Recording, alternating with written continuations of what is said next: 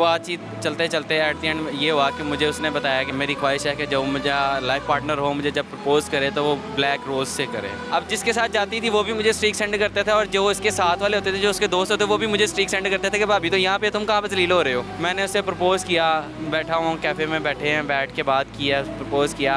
उसने जब ना की, आंखों में आंसू थे, लोगों के वो फेमस होने की वजह से थोड़ा सा पी गया मैं आंसू। लेकिन एट द एंड उससे मैंने जब पूछा कि ये क्या किया तो उसने मुझे सिर्फ इतनी सी बात बोली कि जो मुझे मुनासिब लगा मैंने वो कर दिया।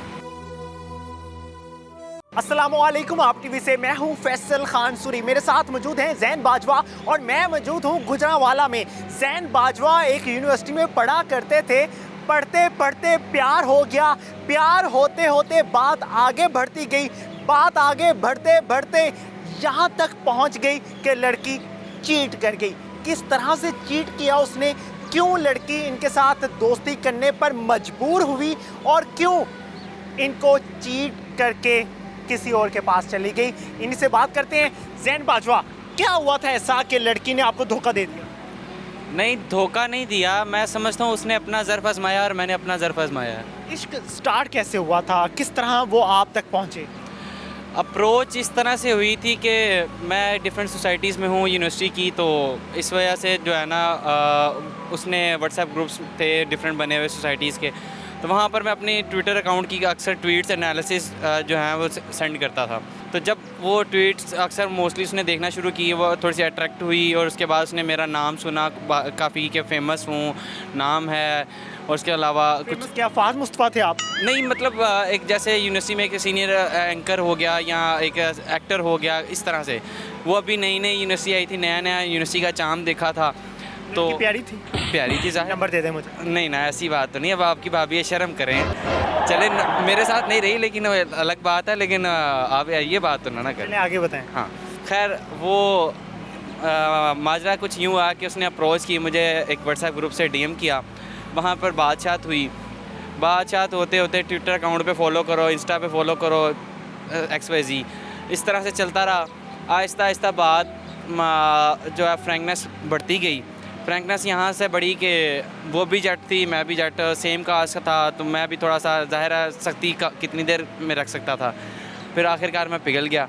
और इवन दो कि उसने अपनी फैमिली की पिक्चर्स, अपनी कज़न्स की, अपने फादर की, अपने मदर की, इवन दो उसके घर का कुत्ते का बच्चा मरा था उसकी पिक्चर्स भी मुझे सेंड की थी। ठीक है, अफसोस किया तो? उसका भी अफसोस करना पड़ा मुझे। तो 12 रबीउल अव्वल का दिन था जब हमारा फर्स्ट मीटअप हुआ।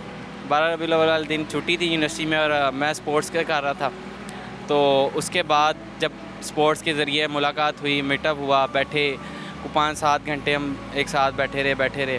फिर कुछ खाने पीने के लिए ऑर्डर के लिए मैं बोला नहीं, इंसिस्ट किया, दैन ऑर्डर कर लिया। उसके बाद सो कॉल्ड जो फ्रेंड्स होती हैं, माएँ बन जाती हैं, उन्होंने आके बोला जी it seems not like you guys are looking weird. So इस तरह से बात हुई, तो माजरा जो है ना वहीं पर ख़त्म हुआ। वो लड़की अपनी दोस्तों के साथ हॉस्टल चली गई। खैर एट द एंड इस तरह से हुआ कि मैं उसका इंटरेस्ट पूछा कि वो किस तरह का लड़का चाहती है, क्या होने चाहिए क्वालिटीज़ उसके लाइफ पार्टनर में। बातचीत होती सब कुछ जो कैटेगरीज उसने बताई थी उनमें मैं फॉल करता था। फिर मैं एक स्क्रिप्ट राइटर हूँ, मतलब डिफरेंट नावल्स लिख रहा हूँ, एक नावल लिख रहा हूँ और उसके अलावा कुछ तहरीर भी लिखता हूँ, पोइट्री भी करता हूँ। तो उस चीज़ से काफ़ी इफ़ेक्टिव हुई, वो इम्प्रेस भी हुई। बातचीत चलते चलते एट द एंड ये हुआ कि मुझे उसने बताया कि मेरी ख्वाहिश है कि जो मुझे लाइफ पार्टनर हो मुझे जब प्रपोज़ करे तो वो ब्लैक रोज़ से करे। खैर हम ठहरे नाकाम आशिक, तो हमने पूरी इधर उधर की मार्केट सारी काला गुलाब ढूंढने के लिए ढूंढे, सारी रात खज्जल हुआ।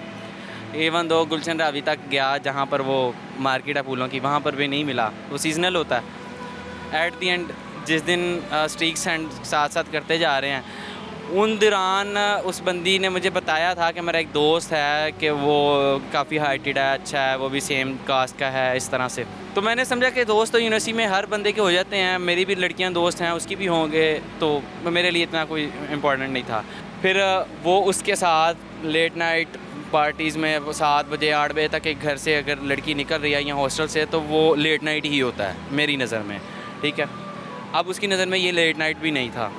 ठीक है, अब वो बर्थडे कर रहे हैं, अफ्तारियों पे जा रहे हैं, इधर उधर जा रहे हैं, वो इसके लिए कोई मज़े मतलब कोई मायने रखने वाली बात नहीं थी, जबकि मेरे लिए बहुत ज़्यादा है। अब जिसके साथ जाती थी वो भी मुझे स्ट्रीक सेंड करता था, और जो उसके साथ वाले होते थे, जो उसके दोस्त होते, वो भी मुझे स्ट्रीक सेंड करते थे कि भाभी तो यहाँ पे, तुम कहाँ पे जलील हो रहे हो।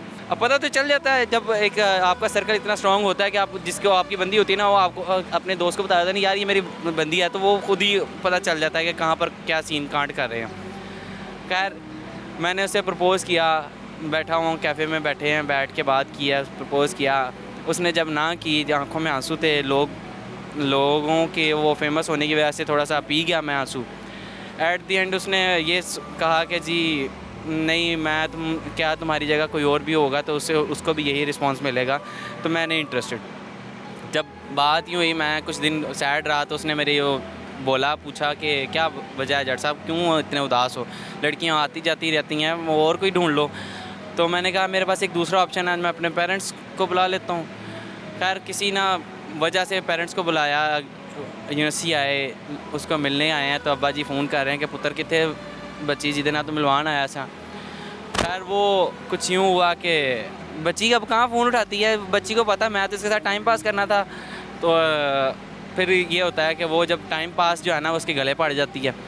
अब उससे जान छुड़ाने के लिए वो कहती है जी मेरी तो तबीयत ख़राब हो गई है और मैं जा रही हूँ। जब सब कुछ हफ्ता 10 दिन पहले मैं उससे पूछ रहा हूँ कि अगर कोई हैंकी पैंकी करनी है भाई बता दो, ताकि मैं अपने पेरेंट्स को ला के इधर डिसरिस्पेक्ट ना करूँ उनकी। नहीं मैं आ जाऊँगी। और एट दी एंड जब मौके वारदात पे हम अब्बा जी आ जाते हैं और वो मुझसे पूछ रहे होते हैं कि कहाँ पे है भाई जिससे मिलवाना था, तो अब वो ख़त्म कहानी। अगले दिन मैंने कहता हूँ चलो तबीयत ख़राब थी, कोई बात नहीं, मैं नेक्स्ट डे बुला लूँगा। नेक्स्ट डे बुलाया तो फिर नहीं आई।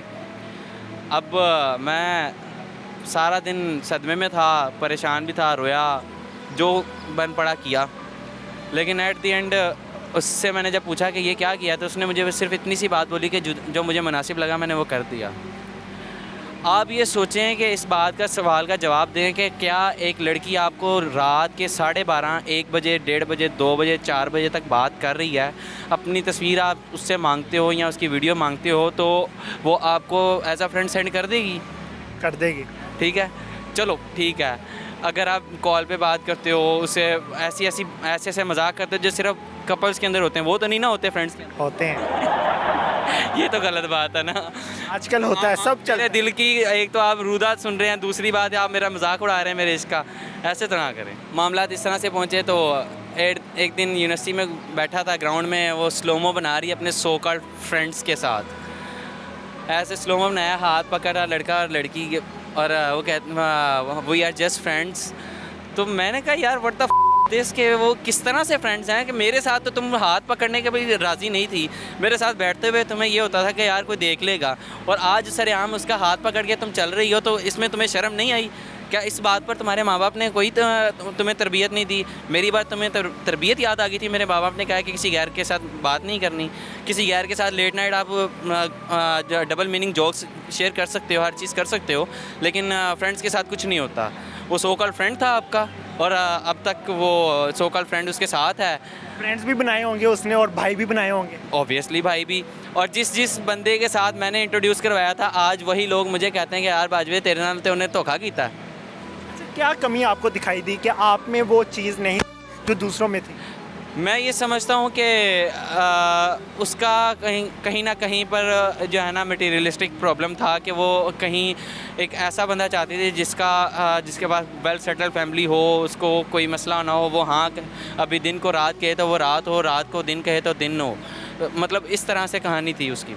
लेकिन हो सकता है मैं गलत हूँ, लेकिन जो भी है उसका अल्लाह बेहतर जानता है कि अल्लाह क्या उसके दिल में याद आती है, ज़ाहिर आती है। तो आपको देख के मैसेज करे क्या करोगे?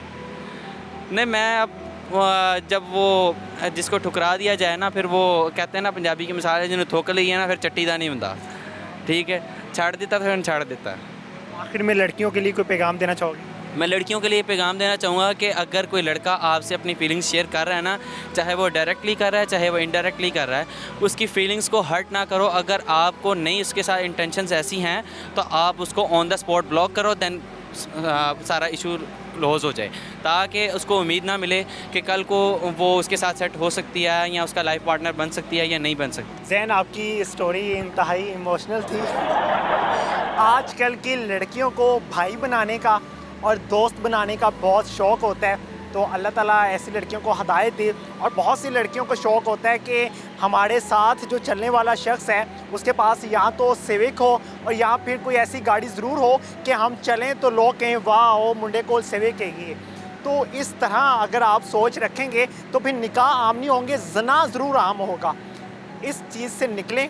यूनिवर्सिटी में आप तालीम हासिल करने के लिए जाते हैं, आप लड़के पसंद करने के लिए नहीं जाते।